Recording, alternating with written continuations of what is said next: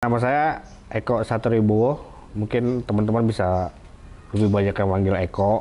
Kebetulan gue penanggung jawab di workshop ini di daerah Cinangka, Depok, di bidang dekorasi, interior, bidang event organizer. Seperti itu sih.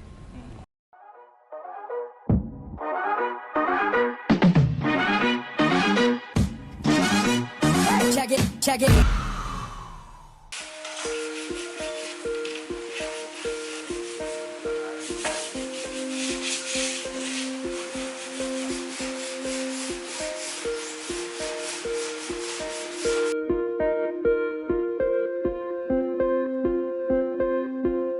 Awal event organizer itu suatu bidang yang memang gua jalanin sama teman-teman itu dari zaman kuliah tahun 97, mulai IO di kampus-kampus. Akhirnya mencoba untuk beranjak keluar dari kampus, terus akhirnya ketemu teman-teman yang memang partnya memang di event, terus kita jalanin terus bertahun-tahun ketemu masa pandemi kayak begini, ya hancur-hancuran lah kayak segala macem. Kondisi nggak ada event sama sekali, terus kita juga butuh pemasukan gitu kan, pemasukan dalam hal keuangan yang memang di belakang kita tuh ada anak dan istri gitu kan. Bukan secara pribadi juga, tapi memang ada teman-teman lainnya juga kan, seperti di workshop ini ada teman-teman dari yang di bidang finishing ya, di bidang akriliknya gitu. Terus teman-teman IO yang lainnya juga menurut gue ya di belakang mereka ada orang-orang yang memang bukan butuh ya, memang kewajiban kita untuk memenuhi sebagai kepala rumah tangga, dan memang harus apa yang harus kita jalanin gitu, di saat masa pandemi seperti ini. Nah, sebenarnya sih bukan langsung ke ada ide buat di belakang background yang serem banget sih kalau malam-malam ngeliat gitu kan. Sebenarnya bukan itu yang pertama di jalan. Kita coba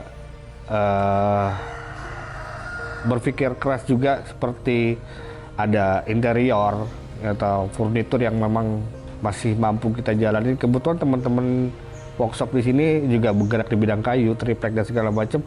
Akhirnya meja dan lemari segala macam memang jadi sasaran kita untuk berkembangnya bisnis ini gitu kan. Nah, setelah dari itu udah dalam kondisi stuck banget itu dari Lebaran kemarin sampai saat ini. Memang kita nggak ada kerjaan sama sekali ya. Ini suasananya sepi, nggak ada kehidupan yang sifatnya bekerja gitu kan. Dan iseng-iseng harus putar otak gitu kan, di rumah harus cari makan gitu kan, besok makan apa, belinya gimana segala macam, putar otak.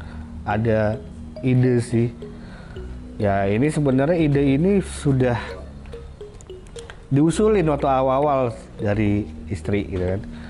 Dulu kita sempat waktu awal pandemi ini kita bikin wastafel portable yang memang buat cuci tangan, dan itu kita kirim buat beberapa instansi atau perusahaan-perusahaan swasta.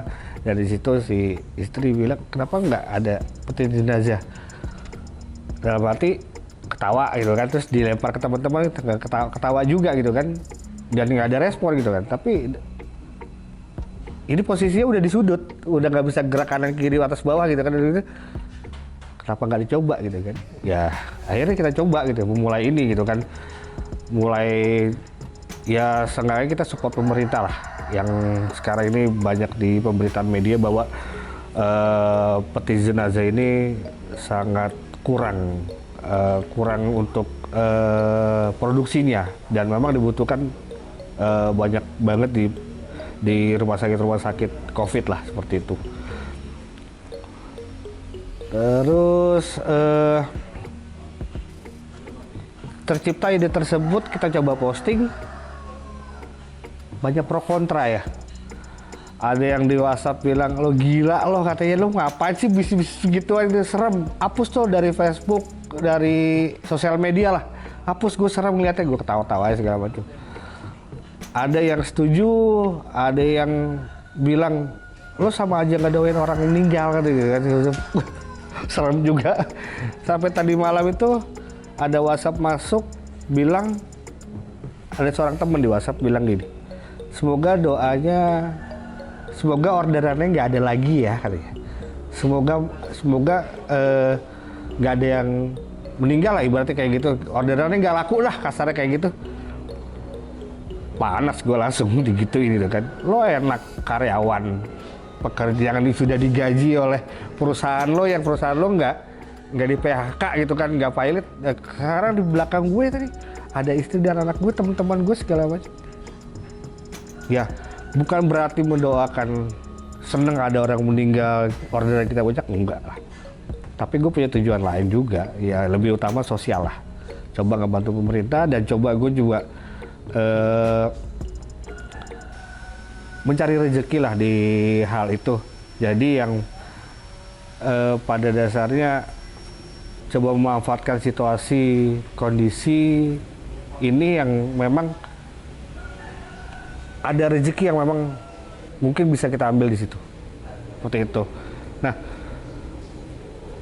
kaitannya dengan teman gue tadi yang kontra, ya gue balikin lagi gitu kan. Gimana dengan rumah sakit, gimana dengan apotik?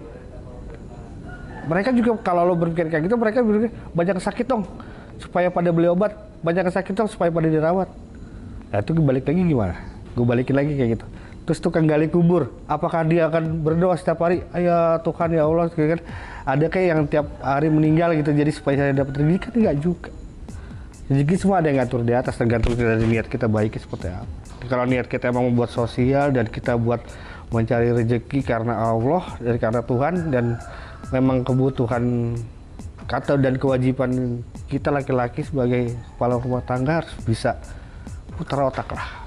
Jadi untuk hal-hal seperti itu kita tinggalin pemikiran-pemikiran menurut gue itu, lu katrok banget sih lu pikiran kayak gitu kan.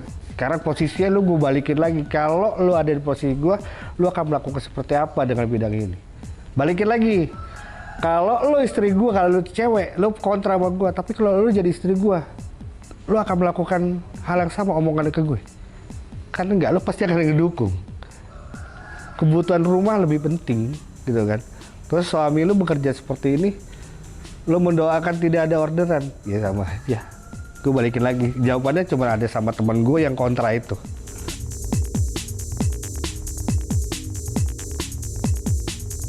Alhamdulillah karena gue bukan orang yang ahli di peti mati, peti jenazah, gue nggak tahu ukuran. Gue coba searching di internet, berbagai macam ukuran itu. Ada yang 200 cm panjangnya, ada yang tingginya 50, ada yang 45 gitu. Dan kalau gue fokusin dengan itu, ya udahlah, yang gue bikin aja dulu.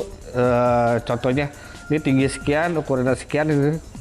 Gue cobain masuk ke dalam peti tersebut, cukup nggak gitu kan, tapi nggak tiduran. Gue cobain berdiri gitu kan, kayak mumi kayak gitu. Gue coba berdiri, ya udah cukup ya. Ya gue coba finishing yang ada gitu, finishing yang memang dalam arti kata memang peti jenazah yang gue bikin ini memang khusus buat penderita COVID, bukan yang memang gue spesialis buat peti jenazah. Memang kalau banyak yang lainnya sih, ada yang bahannya dari kayu jati, ada yang sifatnya dari marmer, terus memang ada yang granit segala macam, kan banyak permintaan yang memang kebutuhan dari orang-orang tersebut. Ya, makanya gue bikin barang ini juga jangan terlalu mahal, juga bisa dimanfaatkan oleh negara ini gitu kan, bisa saling ngebantu. Dan memang pada intinya balik lagi, yang pertama adalah sosial dulu lah, yang kedua masalah margin atau keuntungan ya yang ada aja udah gitu, rezeki kita nikmatinnya sama-sama. Dan yang pasti teman-teman bisa buat kebutuhan rumah dan segala macam. Gitu sih.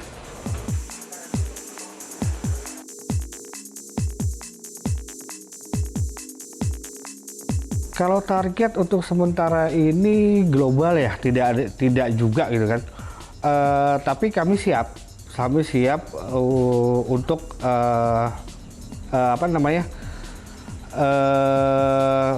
untuk jumlah yang banyak. kami siap untuk jumlah yang banyak karena tim saya juga di beberapa tempat juga masih siap pendukung gitu kan. Pak Eko ketika nanti membutuhkan tenaga saya siap meluncur gitu kan. Tapi untuk sementara ini saya pakai tim saya yang ada dulu di workshop. Ketika nanti memang permintaan banyak, tim saya yang di luar juga saya bisa kumpulin langsung. Seperti itu sih.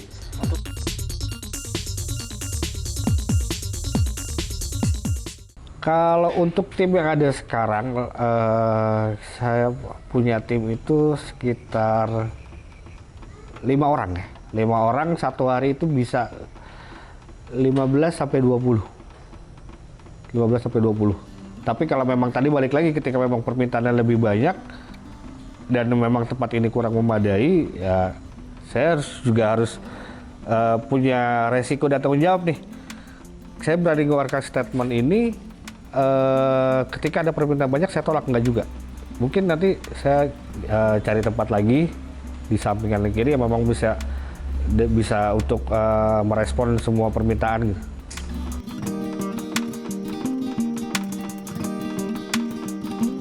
Ketawa ya, responnya ketawa lucu-lucuan aja. Respon pertama kali lucu-lucuan gitu kan, lucu-lucuan dan mereka kata, Pak, lo kebayang gak sih ketika orderan banyak, ini workshop penuh dengan peti mati gitu kan, terus malam-malam petinya ada yang kebuka lah apa gimana gitu kan, lucu-lucuan aja. Tapi gue sebagai ya ujung tombaknya harus bisa meyakinkan gitu.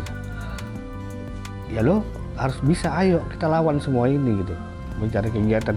Ya gimana caranya workshop ini juga hidup, tempat ini hidup.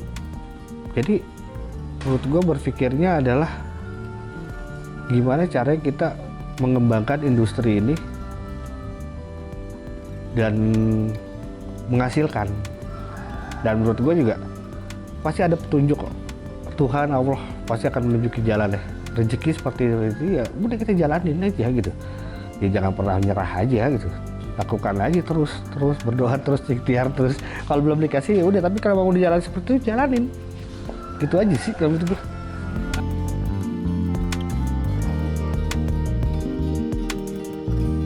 Yang pasti gue akan balik ketika kondisi normal, gue akan balik posisi semula sebagai event organizer dan production untuk dekorasi dan interior, seperti itu. Nah, tapi nggak menutup kemungkinan juga gitu kan, misalkan nih gitu kan, ada yang bilang, Pak bisa bikin peti jenazah nggak?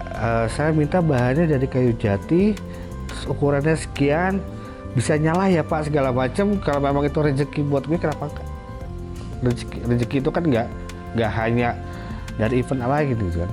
Tapi bukan berarti menutup kemungkinan gue fokusin ke sini. Tapi kalau memang itu lebih menjanjikan pekerjaan itu, ya gue ambil bidang itu.